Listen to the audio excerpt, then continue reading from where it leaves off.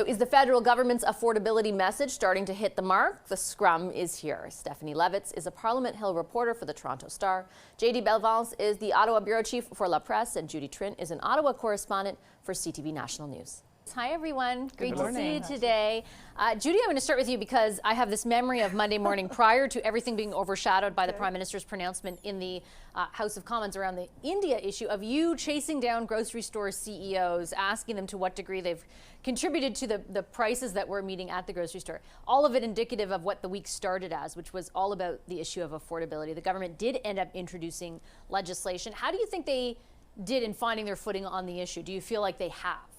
Well, you know, you asked me about that opportunity to actually chase down grocery CEOs, and part of me feels like, you know, we got played into that photo op that that the Liberals put out, right? Because basically they wanted to shift the attention. They were on the hot seat, and they wanted to shift it towards these grocery CEOs. Show us, you know, we are going to hold them accountable. We're going to summon them. But what actually came out of that was very little. Oh, we are going to work together, says Champagne, and they've agreed to cooperate, but there were no details, and it's always an issue about the details. Just because they say something, well, they are not even going to reduce food costs anytime soon. It's going to come up with a plan by Thanksgiving. So what does that mean? A plan by Thanksgiving, then what are their timelines for that target? And it's not even to reduce prices, it's to like level out inflation. So stop prices from like increasing too much. I mean, they do have some good news. We got food inflation numbers, which seem to have gone down slightly.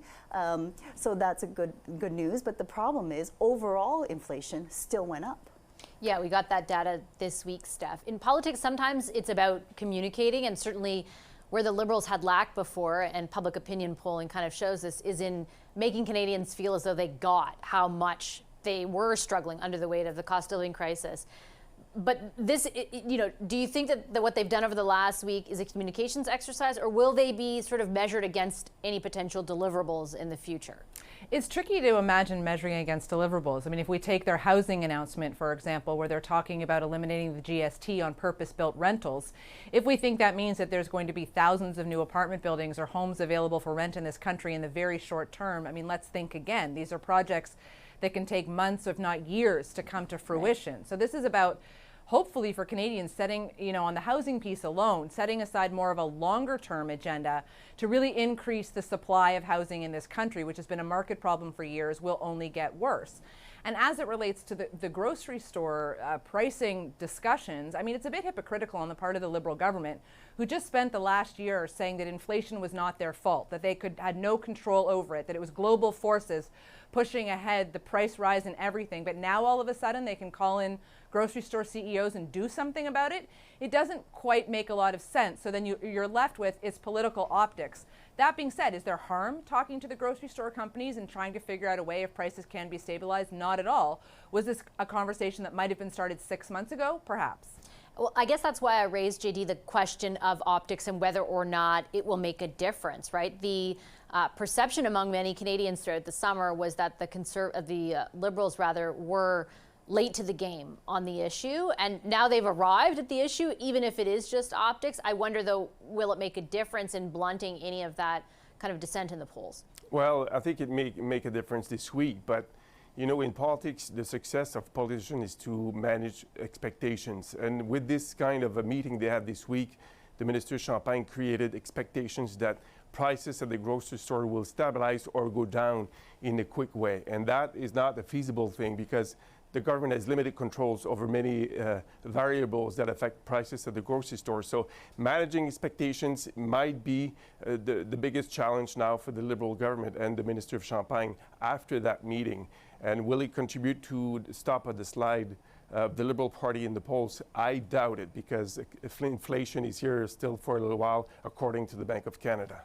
It did feel like, though, at least, Judy, the Liberals were fighting, if that makes sense. I mean, yes. We came through a summer in which the Conservatives and the agenda they put forward on cost of living dominated everything. The Liberals were constantly kind of on the defensive position rather than on the offense. And at least now they seem to be they're putting something on the table. The merits can be debated, and certainly they will be, but they seem more prepared, I guess, for a fight with the Tories than they might have been 3 or 4 months ago. Well, I would say that this comes right out of the input from the caucus members in London, right? And you were there too. I was there, and what they had said was that they needed examples. They needed proof that they could point to so that their constituents would stop getting mad at them. The issue was that I think the communication was that they were trying to explain so much, right? Complex issues. When they would use that, they were like, but we are directing we are helping Indigenous communities, we're helping low-income families, but yet the swath of individuals who are suffering was across the board.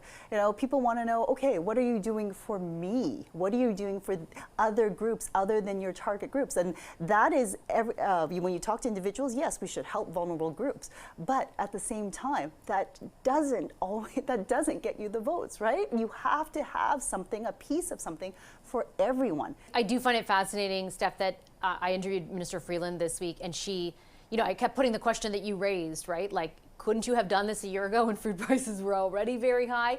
And her response was that she spent the summer talking to Canadians and was so kind of impacted by the degree to which things like grocery prices were impacting them.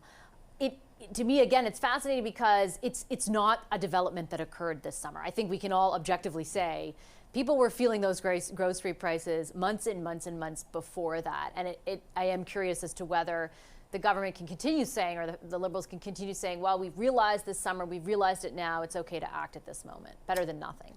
It's a lousy argument, and it's an exceptionally lousy argument because the government's own internal polling has been telling them for the better part of a year that Canadians are feeling the pinch, that they're struggling, that they don't think that the government is doing enough to help them. They see those numbers, they know what they are.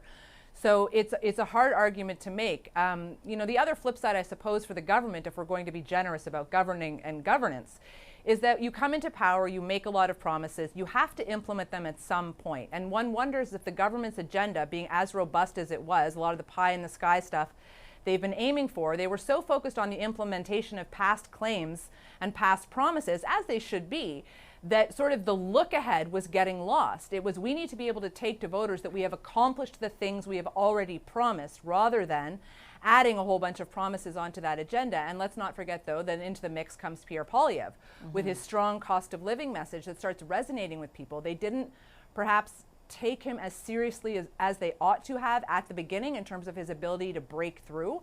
And you could see some of that manifested just this past week, for example, with the Atlantic Liberal Caucus, who took it upon themselves to hold a press conference to beat the Conservatives over the head on a particular piece of legislation, offshore wind energy. But the point being is that the Conservatives need to the Liberals need to go where the Conservatives are fighting. And so it becomes on grocery prices and on housing. Not to say they never would have done anything, but they had a bunch of other things they were working on too.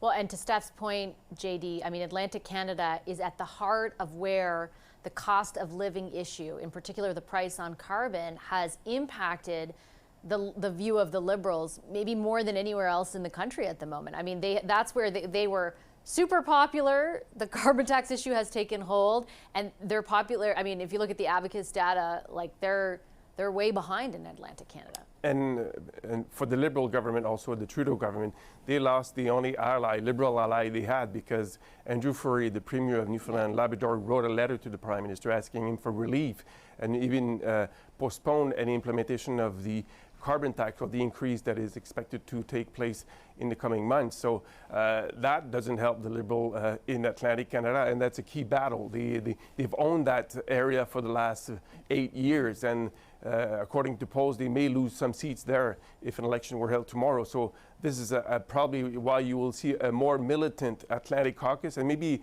even other regional caucuses who will want to respond more forcefully to what Pierre Poilievre and the Conservatives are putting forward in the future. Yeah, definitely could happen. I'm going to leave it there. Thank you so much to our Sunday Scrum, Judy Trinh, Steph Levitz, and JD Bellavance.